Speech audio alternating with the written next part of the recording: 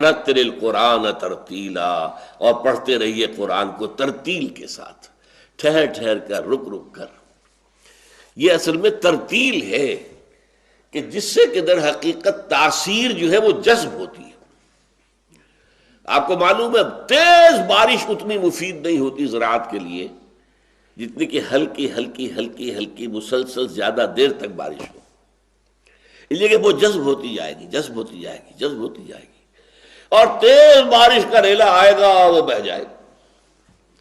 لہذا قرآن کو تھوڑا تھوڑا رک رک کر پڑھنا۔ الحمدللہ رب العالمین، اب رکو، غور کرو کیا کہا ہے، کیا الفاظ ہیں، کیا معنی ہے۔ الرحمن الرحیم، پھر رکو، سوچو کیا پڑھا، کیا الفاظ ہیں، کیا معنی ہے۔ اس طرح رک رک کر ترتیل اسے کہتے ہیں۔ اس کا نتیجہ کیا ہوتا ہے؟ یہ دل میں جذب ہوتا ہے۔ جیسے میں نے کہا کہ ہلکی بارش جو ہے وہ زمین میں جذب ہوتی ہے، اور زمین کے اندر جو رویدگی ہے، جو چھپی ہوئی ہے، اس کے خزانوں کو نکال کر باہر لے آتی ہے۔